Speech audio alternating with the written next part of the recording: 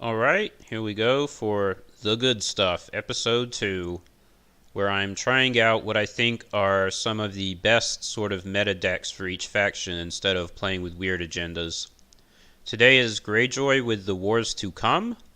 I think Greyjoy is probably the faction that makes the best use of this agenda right now.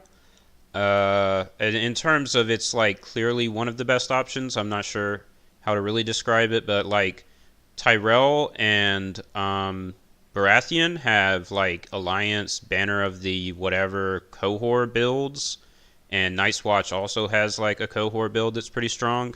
Greyjoy is the only house that like doesn't use Flea Bottom and doesn't have really a good cohort option.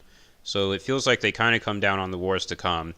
If it's not this, then it's like Crossing, I guess, and Greyjoy Crossing is pretty good, but I would say Wars to Come is definitely the most common agenda for Greyjoy right now.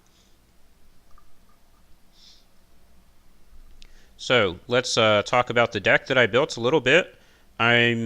It was surprisingly difficult to come up with this deck, not because, I don't know, because Greyjoy has so many options. I mean, I was like, man, there's so much that I could do with this, and there's just no way that I can fit it all into 60 cards. So you can go for like warships with the new Victarion that kneels warships to do stuff. I think that's not bad. You can do Drowned God, obviously. A lot of different stuff you could do.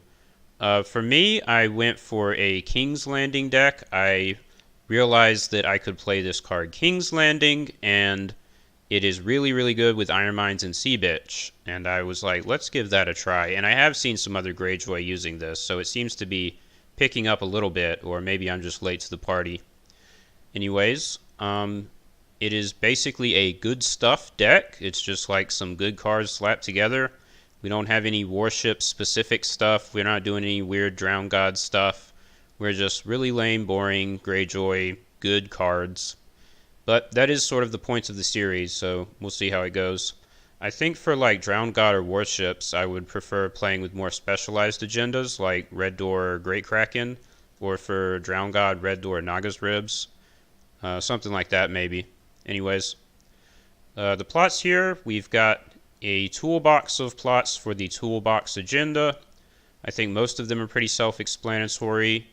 I did select Peace and Prosperity to be my opening plot because I'm tired of Summer Harvest.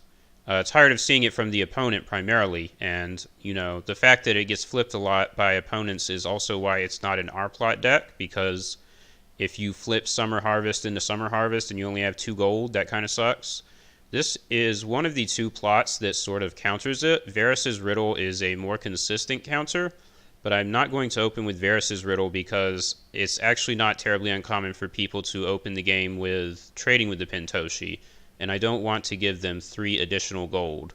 Like, you know, if I'm up against another Greyjoy, it's not that uncommon. If they're not doing Summer Harvest, a lot of times they do trading. But yeah, pretty standard. Going down to the draw deck, I would also say there's nothing too surprising other than the fact that King's Landing is in the deck. Super good with Sea Bitch, super good with Iron Mines, and we do have a couple King's Roads because this is another really good sacrifice location to bring back out with King's Landing. We're very location heavy because we're running King's Landing, and I also wanted to get some Great Krakens and a Black Wind in here to try to get some card draw. When I was testing the deck, I noticed that really the biggest weakness of it was that I felt like I was top decking a lot of the time, and I just sort of ran out of cards. You know, just the 1 counting coppers was sort of all I had for card draw, unless I was actually able to trigger Asha, which people do, you know, everything in their power to prevent this character from ever actually triggering if they can. So yeah, trying to shore up that weakness. That's also why I included characters like the Reader, Littlefinger, and Newt the Barber. I think Newt the Barber is the most questionable character, but he does pillage stuff. We have Black Wind, and I don't know. He's in here for now. If I think of something good to replace him with, then we'll probably do that. I think it's possible that he should just be like a second Triss Botley or something, but he's here for now. Another notable thing, I guess, is we don't have newly made lords. I'm not sure if that's correct, but I just noticed recently that they didn't feel that useful anymore compared to back in the old days where like you'd go up against Martell and playing a newly made lord on their flea bottom could like decide the game in your favor because it was so damn hard to do anything about the flea bottom otherwise, like your Lord's Port shipwright, whereas this guy just dies to Venomous Blade. You know, you can't win it unopposed because they have a million chuds and things like that. But it doesn't feel as impactful now, and it's pretty inefficient other than, you know, hitting one location. So we took those out. Hopefully the sea bitches are enough to handle locations. We do also have Stony Shore Raider. This card is nice with our Forced March, of course. So, yeah, I think that's it. We've got the King of Salton Rock for King in the North. This also, you know, with Black Wind, this makes Black Wind matter a little bit more, and vice versa. Running this card is more justifiable if you have a little bit of pillage synergy. So yeah, let's just see what we can do here. I'm hoping not to run into either Targaryen Burn or another Greyjoy, just because I'm bored of the Greyjoy mirror match, and I just hate Targ Burn. Unfortunately, I think those are the two most common sort of decks right now. I think Greyjoy is probably the most popular faction, and Targ is second most popular. That would be my estimation. But we'll see.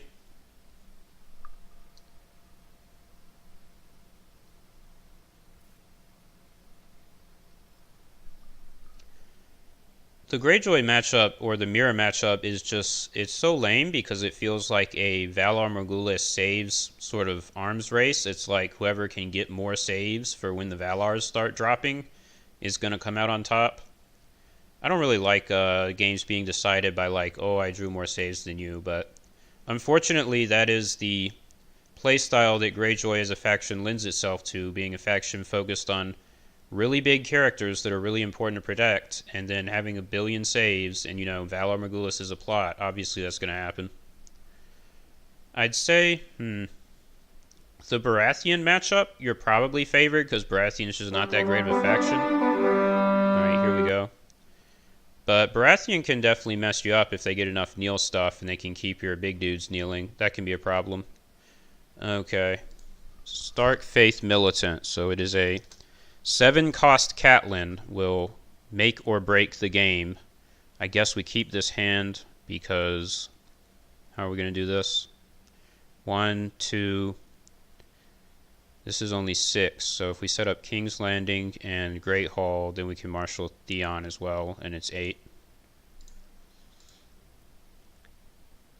We have Sea Bitch for our peace and prosperity. Or Great Kraken. Let's just do this.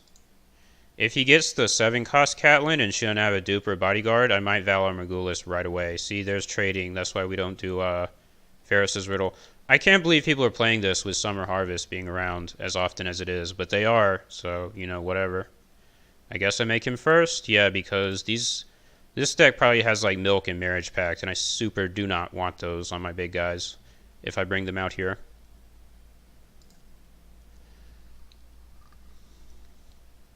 But yeah, the 7 Catelyn is probably his win condition. If I can Valar her, I think I'm in good shape. But if I can't, we might have a problem on our hands.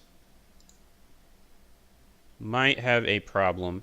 Isle of Ravens is super annoying because of, you know, it disables our King's Landing from being able to marshal stuff out of the discard. I might actually Nothing Burns to get rid of that since I don't have a so. That's interesting.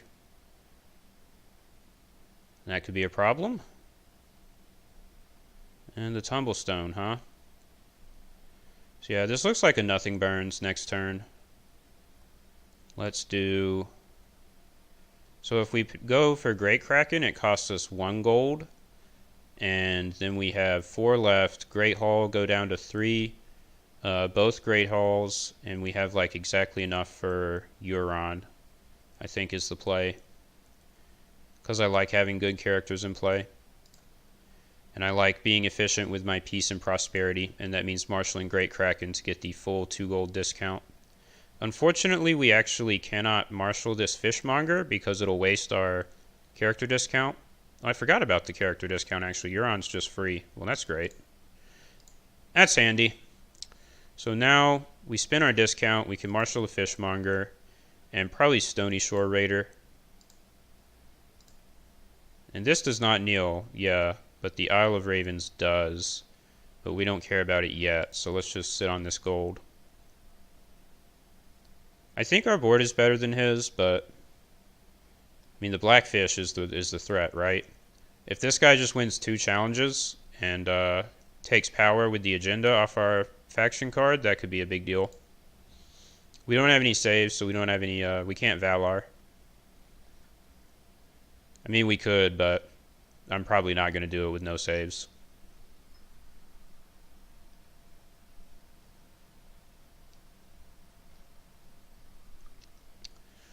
I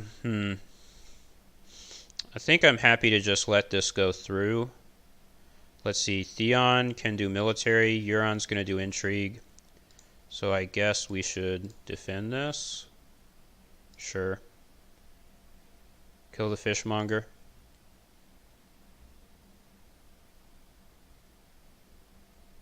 Do I cancel that effect? I don't know. Yeah, let's just do it. I don't care. I think that might have been a waste, but it's not a big deal. And my plan of playing Nothing Burns like the Kolb required me to play Sea Bitch, which we didn't do, so I'm not going to do Nothing Burns. Not going to be doing that. Really? Okay. Well, I guess he gets a bunch of renown by doing this, right? I'm going to let him have it because there's no power on our faction card for him to take. Not with the agenda or with the power claim itself. I guess he might as well do that, though. They can gain a power. Because, I mean, Theon is going to do a power, so... I guess he should have kept Hoster. Oh, and this makes sense, of course. Forgot about this. Or Theon is going to do a military, rather. I don't know. I think that made sense for him. Let's just attack. Get this turn over with and see what happens. We get to draw 2 cards from unopposed with our Great Kraken, so that's definitely paying off to put that in our deck. And King's Road, super good pickup. I might even mill my Sea Bitch here. The only reason not to is because he has the Isle of Ravens, which is just so annoying.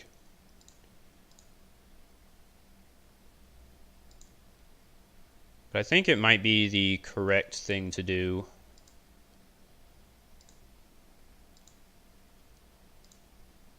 Okay, so now we just Valar because we got that Risen. It's like, I don't care about these guys.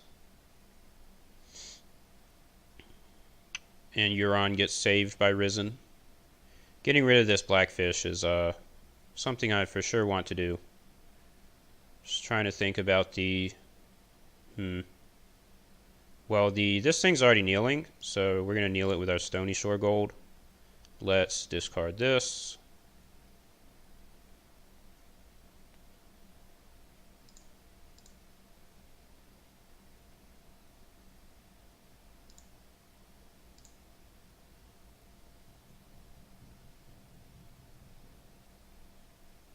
Damn, he got us.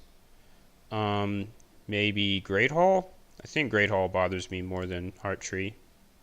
Lets him marshal his scary stuff. Most of the time, people wouldn't be paying close enough attention to do that right away, but he was, so we got played. Actually, we can Force March, I guess, and hold off a turn on Valar. Force March is pretty damn good. Yeah, let's do it. The Sea Bitch getting milled away is not the biggest deal ever because he doesn't have any useful locations for me to steal. And I'm not sure that Stark would like ever actually run any locations that are really worth stealing, like maybe Winterfell. Do I go first here? He does have to actually fulfill military claims, so I'm going to go first.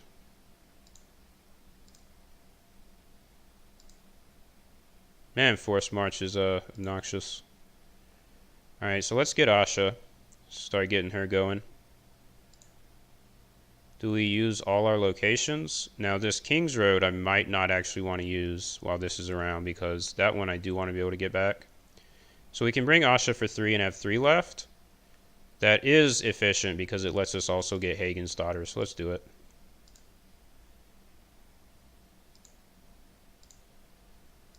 Pretty good board on our side, I would say.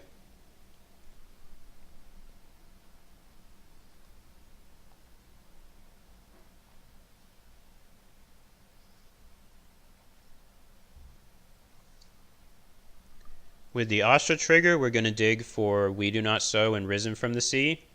But his discard pile is still quite small. It's only the second turn, so I'm not sure that we can find anything. Extremely weak turn out of the opponent. Had to save 3 gold. That kind of sucks. Sucks for him, of course.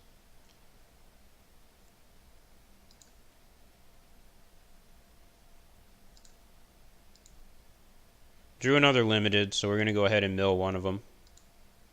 Pinch of Powder, definitely glad to get rid of that card. But his board is not really that capable of using it, I would say.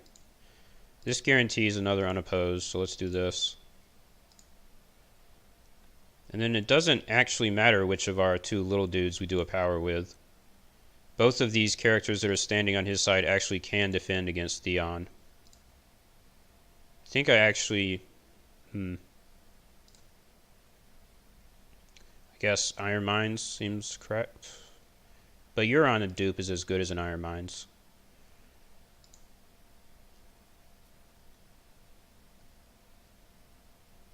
Yeah, I'm going to stay standing to defend his challenges, actually.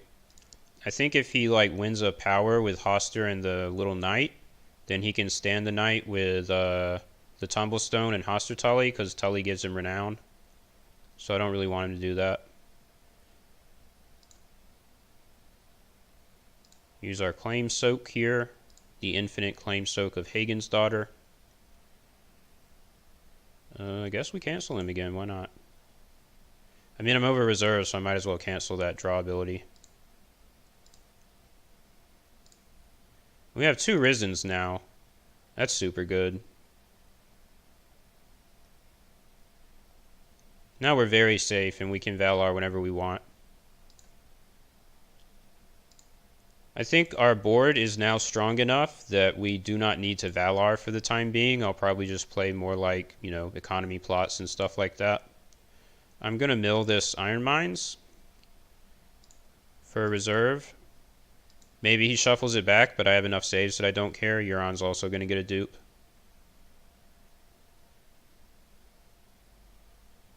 Yeah, he shuffled the Iron Mines away. I'm actually happy to see him do that, so I guess I sort of baited him, because I'd rather have the economy since I don't need to save. So I do a Noble Cause? No. Can't use King of the North. Trade routes. I think just counting coppers seems like the safest plan. Or this might be a good time to just go ahead and Valar. I mean, rip the Band-Aid off, right? No, let's at least wait till Euron's dupe to do that.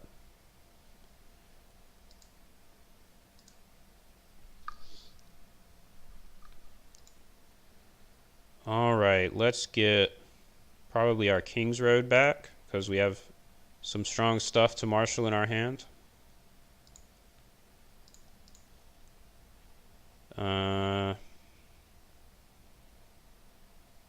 Well, we always do this, and I mean, I guess I just marshal Balon, right? I probably should have held those dupes in case he has Valar Dohaeris. So maybe I don't marshal Balon yet. I'm going to hold Balon in case of Dohaeris. Just bring out Triss Botley. What do we remove? Maybe a Pinch of Powder? I think a Pinch of Powder is my least favorite card out of these, so go away. I don't know if this is actually blocked by Triss Botley, though, because it comes out of Shadows. It's not played from hand, and I'm not sure if he blocks that. But, oh well. If this guy doesn't have a save, I'm probably going to Valar to get rid of him. Definitely don't want Wyman Manderly around. Bodyguard on this guy, okay. Well, we have 1 gold and a lot of draw, so hopefully we can find a We Do Not Sow for that bodyguard. It might still be worth it to just Valar. We'll see. We shall see.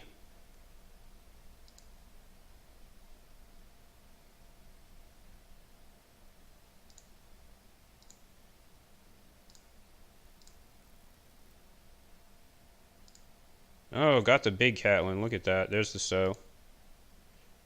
So now we unfortunately cannot get another unopposed if he doesn't want us to discard one of these 3 sea towers, because Theon can be defended by the Tumblestone Knight. Darn. Maybe I do power? Because he's not going to want to... Yeah, let's do this. I mean, surely he doesn't want to kneel Hoster and the Knight, but maybe he does. We'll see. I feel like I gotta at least try. I mean, if he doesn't want to give it to me, that's fine.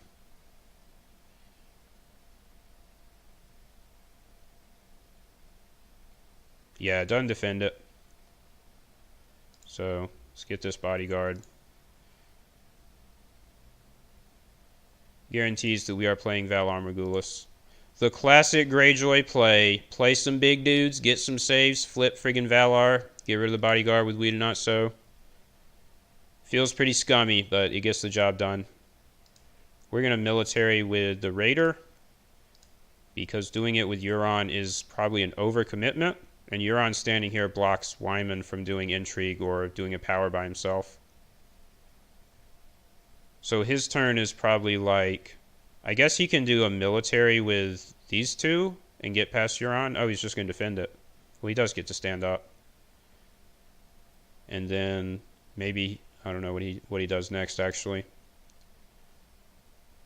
Oh, he might get the... I think he's going to get the power on Blackfish for his stuff to not kneel. That's pretty strong.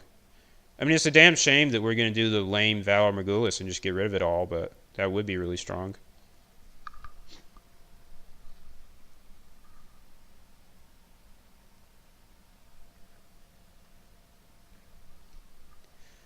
So yeah, he's going to get the... do we defend this? Because now after he stands up, then... Yeah, he's still blocking the intrigue from Wyman, so we won't defend it. But he's going to get more power, stand up with the Tumblestone, and now... he doesn't kneel to attack. He can just, like, do whatever he wants. I've been forgetting to trigger my Drown God Fanatics. Maybe some slight inefficiency there. Like, maybe I could have triggered one of these on the Stony Shore to block unopposed, but I don't think it matters that much at the end of the day. He's going to give us a Euron Renown and trigger. That's nice of him. I don't know. Maybe we should have... I guess we should have kept Euron standing to defend the power with Triss.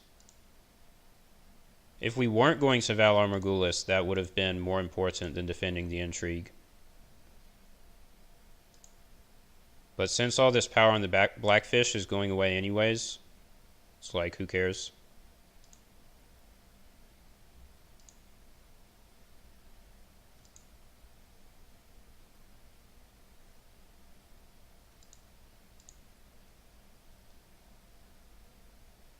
Feels bad, man. I guess we risen our guys. I mean, we have an Iron Mines in hand, so why not?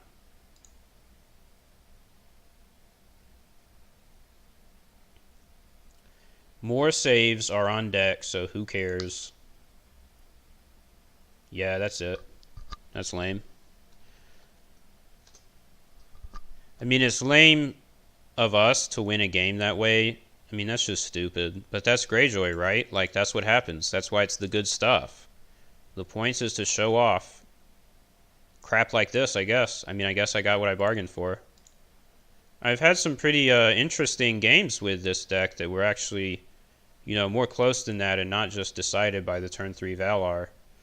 But it happens. It does happen. Let's see what time we're at on this recording. 24 minutes. I guess we'll leave it there. I don't know. It's a lame deck. I mean, it's friggin' Wars to Come. You guys don't really care to see too many games with that anyways, I don't imagine. Back to the usual stuff tomorrow. Showed you that.